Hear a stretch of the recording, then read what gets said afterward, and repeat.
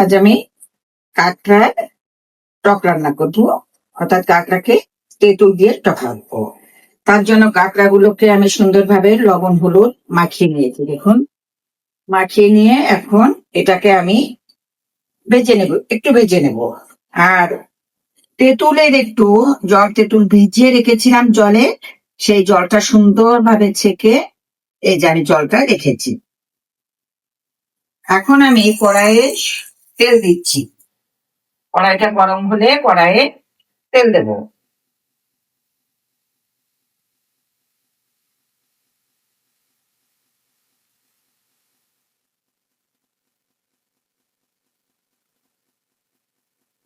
কড়াই গরম হয়ে গেছে, কড়াই একটু তেল দিয়ে দাও। দেখুন,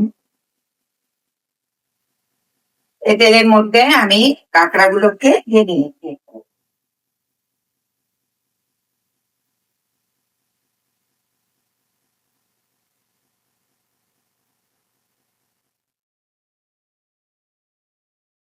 কাঁকড়াগুলোকে ভেজে নিচ্ছি।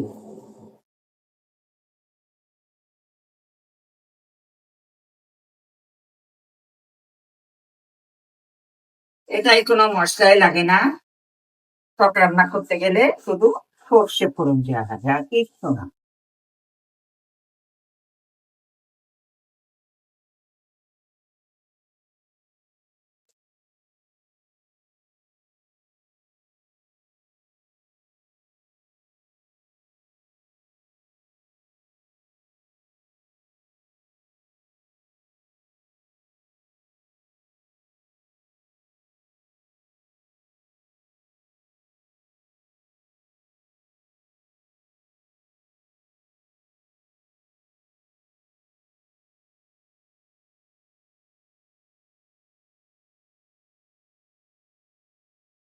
কাঁকড়াগুলো ভাজা হয়ে গেছে।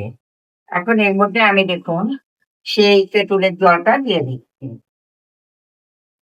দিয়ে এটাকে আমি ঢেকে দিচ্ছি।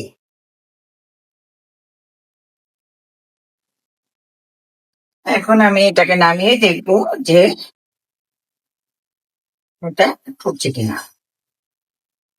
দেখুন, সুন্দরভাবে তরকারিটা ফুটছে। এখন এই লবণটা আমি স্বাদ মতো দেব, যে যেমন পরিমাণে খাই, শুধু লবণ।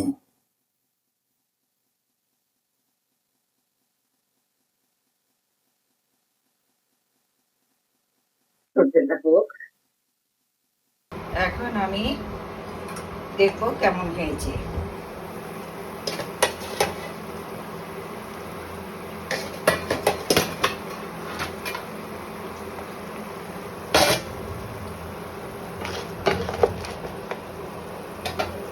এটাকে আমি নামিয়ে সর্ষে ফোড়ন দেবো।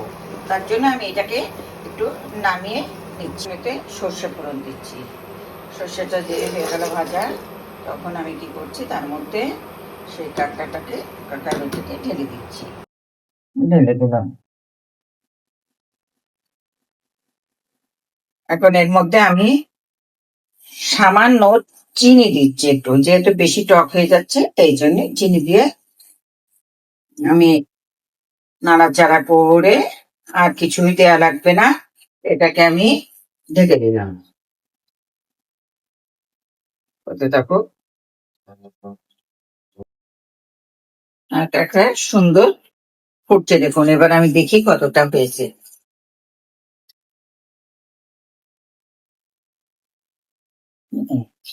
সুন্দর একটা কালার চলে এসছে।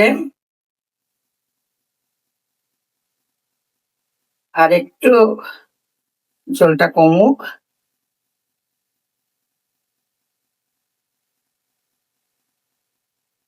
এতে আর কিছুই লাগে না, ওই যে বললাম, কাঁকড়াটাকে একটু ভেজে তেঁতুলের জলটা ওর মধ্যে দিয়ে শুধু সর্ষে ফোড়ন দিতে হবে, আর কিছুই না। আর একটু জল কমবে।